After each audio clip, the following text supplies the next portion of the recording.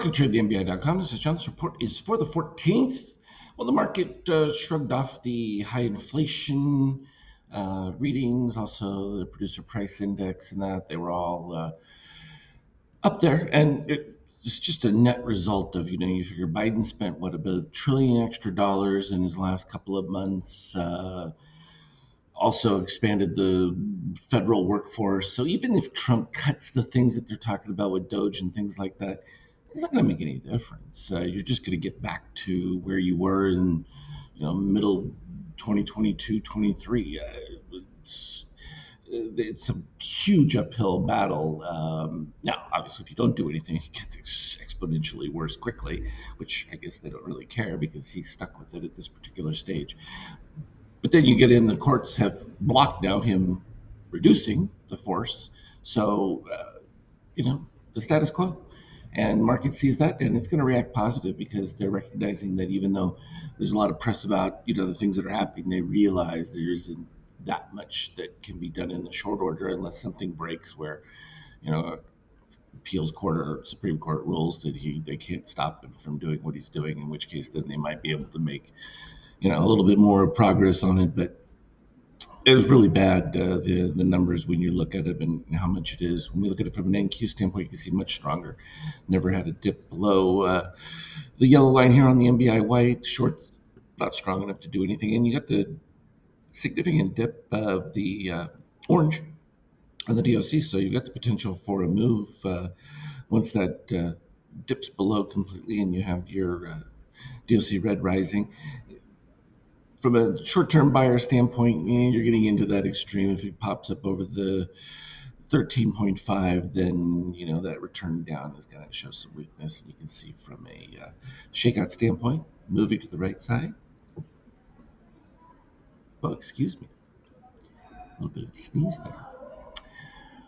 From a treasury standpoint, that soft. The Fed isn't going to do anything, and they're pre-projected all of this because they could see how much was being spent and knew where that was going to go. How much inertia that spending has and how long it continues, that's going to be the unknown question, and that's really what's slowing things up. Of course, he's only been at it for less than a month, so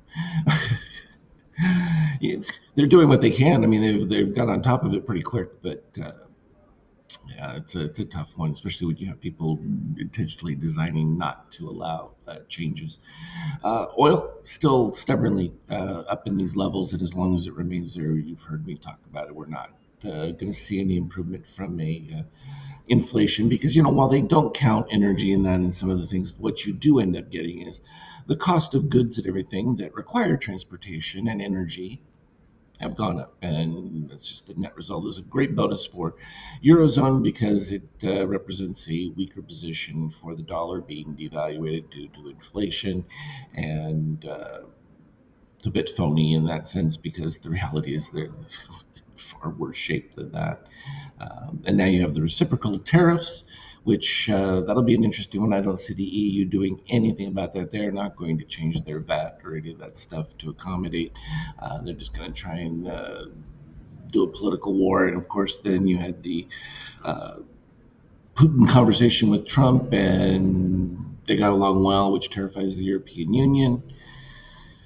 Yeah, so there's a lot going on. From a gold standpoint, though, we knew it was going to continue. It's not going to stop. You're just going to have pauses and fill back a little bit. But at the end of the day, inflation is not under control in any way, shape, or form. And these economists who were surprised by the numbers, you got to wonder how they even get that title because they really have not been on point for quite a few years now.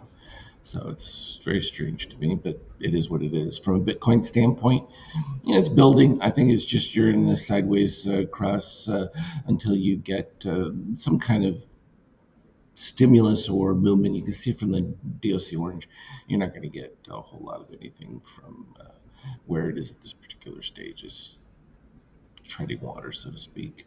I think it's the same thing from ETH, and it's been in serious weakness. You do have the dip of ETH, though, moving below, so it could have a little bit more upside, but it's so far behind where Bitcoin has moved because it's been drugged down even further, and you can see that a lot of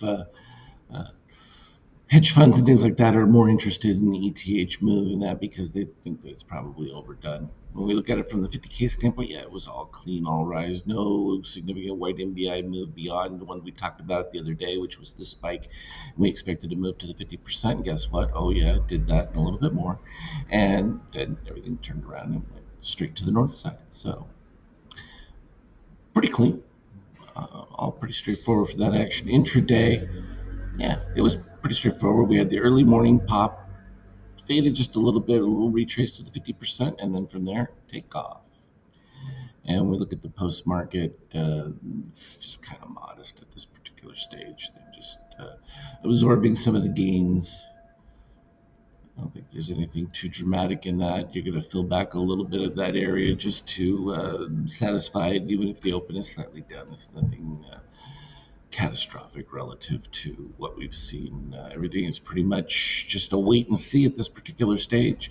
And we still see no legislation ideas or anything that are going to be proposed. So we'll get to see where that's going to start to play out. That'll be the next thing the market gets excited about, debt ceiling, that kind of stuff, and whether an agreement can be reached. So that's the long and the short of it for now. A lot of interesting economic stuff on the horizon here. So look for some really nice volatility out of it. As always, trade well. Anything relevant, I'll put on the Skype chat for you. Have a good one.